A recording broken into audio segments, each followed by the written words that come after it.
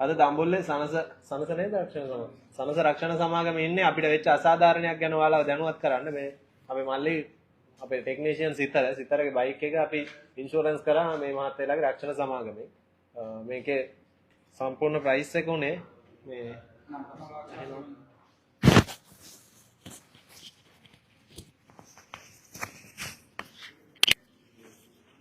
මෙන්න ඩොකියුමන්ට්ස් ටික තියෙනවා 9,95,000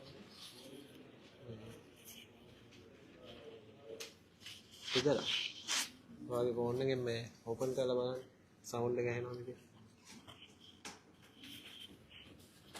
සවුන්ඩ් එක ඇහෙනවද කියලා ලියුන් ටික පොඩ්ඩක් පෙන්නන්න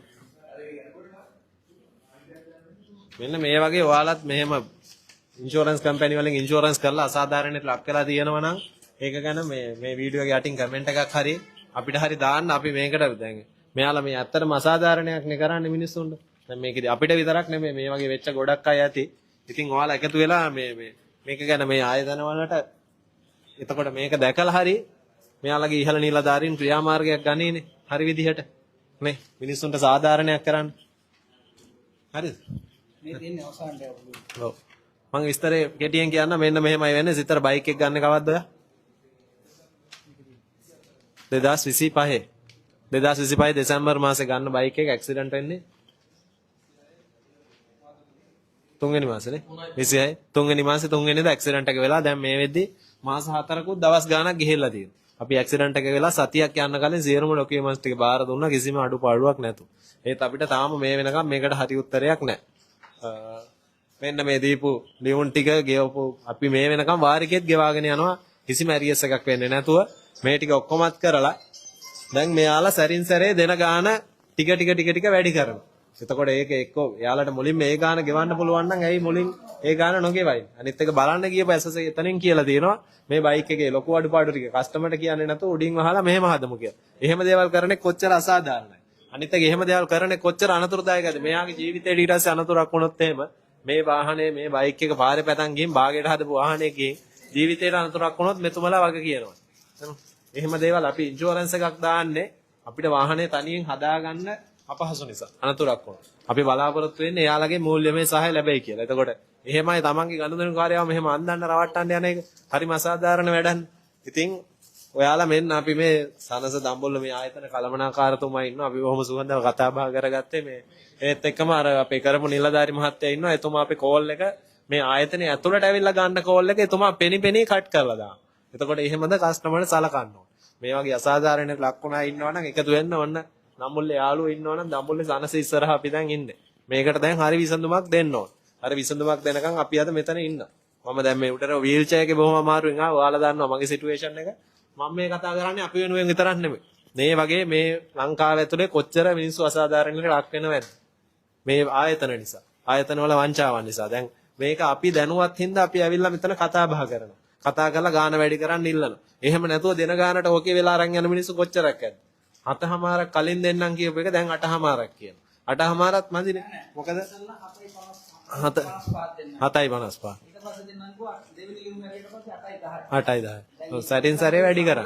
ඊළඟ ලියුම ආවම 8:50. 8:50. එතකොට මූලිකව ඉල්ලේ 9.95 ඉන්ෂුරන්ස් කරලා තියෙන එක ගත්තේ 9.55ට. ඔව්. ලක්ෂ 9ක් ඉල්ලුවා. ලක්ෂ 9. හරි. එතකොට දැන් ලක්ෂ 8:00මාරක් දැන් ගෙවන්න පුළුවන් නම් ඒ වෙද්දිත් ඔක් ගෙවන්න පුළුවන්. ඇයි ඒ වෙද්දි එහෙම නොකර? එතකොට ලක්ෂයක් ගෙවන්නේ නැතුව ඉන්න ඕනේ. 7:00මාරට ඔක වෙලා ඒක ගත්තා නම් ලක්ෂයක් ගෙවන්නේ නැහැ. නේ? එතකොට මේ වගේ තව කී දෙනෙක්ට වෙලා ඇද්ද? ඔයාලා දෙන ඉන්ෂුරන්ස් ක්ලේම් එක මෙහෙම කතා බහ නොකර කොච්චරක් අරන් ගිහිල්ලාද? එතකොට එතන අර ගෙවන්න පුළුවන්කම තියෙද්දි අයිනෝ ගෙවයින්නේ. අඩුපාඩුවක් නැත්තම්. අපේ පැත්තෙන් අපේ බයික් එකකට කිසිම දෙයක් නැහැ. කියන්නේ බ්‍රෑන්ඩ් නිව් ගත්ත බයික් එකනේ. ඉන්වොයිස් වැලියු එක ඒත් එක්ක මෙතුමා කියනවා මේ ඩිස්කවුන්ට් එකක් හම්බුනොත් ඩිස්කවුන්ට් එක අඩු වෙනවලු. ඩිස්කවුන්ට් එක කොහොමද මේ ඉන්වොයිස් වැලියු එකෙන් අඩු වෙන්නේ? බයික් එක අපිට නිකන් හම්බුනොත් අපි ඒකේ වටිනාකමට ඉන්ෂුරන්ස් එක දාන්නේ.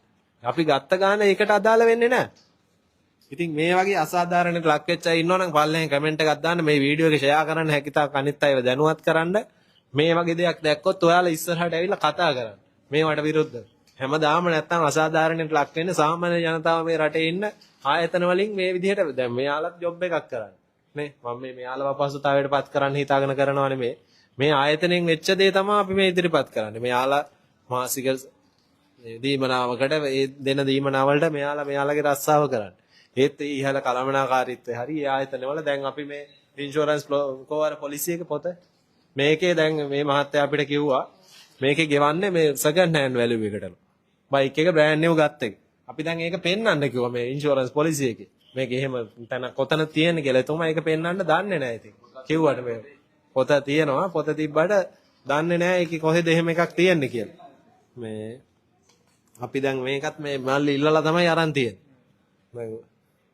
මේකට හරි උත්තරයක් අපිට ඕනේ.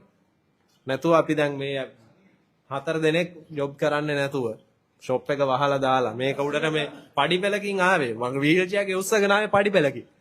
මෙච්චර අමාරුවෙන් මම මේ කොන්ද අමාරුව තියාගෙන මේක උඩට නැගලා මෙයාලා දැන් තාමත් හරි උත්තරයක් අපි කියන්නේ 95000ක් අඩු කරලා ඒක ඩිඩක්ට් වෙනවා නම් ඒක ලක්ෂයකමාරක් අඩු වෙන්න හේතුවක් තියෙන්න බෑ.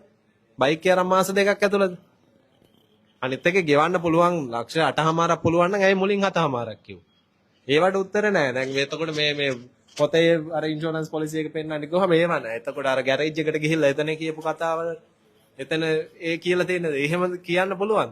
බයික් එකේ චැසියක් ඇද වුණොත් එහෙම ඒක වහලා ගහලා එහෙම පුළුවන්ද දුවන්න පාර. ඒ වගේ තව කොල්ලෙක් බයික් එකක් ගන්නවා කියන කොච්චර කට්ටක් කනවද? කට්ට කාලා අමාරුවෙන් ගන්න බයික් එකේ තමන්ම ඇක්සිඩන්ට් වෙලා තමන්ගේ ජීවිතේ නැති වුණොත් ඊට පස්සේ අඩුපාඩු තියෙන වාහනයක් පාරට දාලා. යොන්න මේ දේවල් එතකොට නීතිමය පැත්තටත් යයි.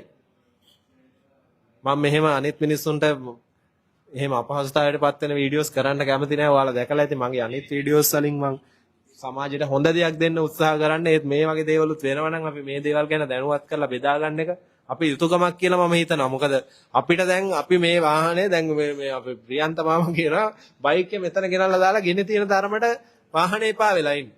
එච්චරකට. එහෙම අපි ඊට පස්සේ ගෙවාගෙන යනවා. වාහනේට වාරිකේ ගෙවනවා. අපි නීතිමය වශයෙන් බැඳිලා ඉන්නවා වාහනේ ගත්තා ගෙවන්න. එතකොට මෙතුමලා බැඳිලා ඉන්නවා අපි ඉන්ෂුරන්ස් කරා ඒක ගෙවන්න. ඒකේ තියෙන වගන්ත ටික ඉදිරිපත් කරන්න. ඇරියස් කිසිම දෙයක් නැහැ. එතකොට අපි වෙනුවෙන් විතරක් නෙමෙයි කතා කරන්නේ මේ වගේ ඉන්ෂුරන්ස් කරලා අසාධාරණයට පත්වෙච්ච හැමෝටම. ගම්වල මේක ගැන දැනුවත් නැති ගොඩක් අය ඇති. අපි නීතිමය පැත්තෙන් දන්න තරමින් ඔය මේක ගැන මට නීතිමය සහායක් දෙන්න පුළුවන් කෙනෙක් ඉන්නවා නම් ඉදිරිපත් වෙන්න මම ඊටාම ගෞරවයෙන් ආරාධනා කරනවා. අපිට නීතිමය සහායක් දෙන්න පුළුවන්. මම හිතනවා මගේ යාළුවෝ ගොඩක් ඇති. මේ නීතිමය සහායක් දෙන්න පුළුවන් කෙනෙක් ඉන්නවනේ යටින් කමෙන්ට් එකක් දාන්න. මම ෆෝන් නම්බර් එකක් දාලා තියන්නම් කතා කරන්න. මේ අපිට සහයෝගයක් දෙන්න. මේකට අපි විතරක් නෙමෙයි මේ වගේ මෙහෙම මේ අසාධාරණ ලක් වෙච්ච හැමෝම වෙනුවෙන් මම මේ කතා කරන්නේ. ඉතින් වීඩියෝ එක බැලුවට ගොඩක් ස්තුතියි. මේක ෂෙයා කරන්න. මේ මම ෆෝන් එක දුර තියන් වීඩියෝ එක කරන්නේ කමෙන්ට් වලට රිප්ලයි කරන්න බැරි වුණා ලයිව් එක යන අතරේ. එන මේ කමෙන්ට් වලට රිප්ලයි ටිකක් මම ඊට පස්සේ දාන්නම්. උඩට ආපු විදිහේ වීඩියෝ එකකුත් තියෙනවා මම ඒක ඊට පස්සේ දාන්නම්. thank you එහෙනම් හැමෝටම වීඩියෝ එක ෂෙයා කරන්න. මේකට උත්තරයක් හම්බ වෙනකම්.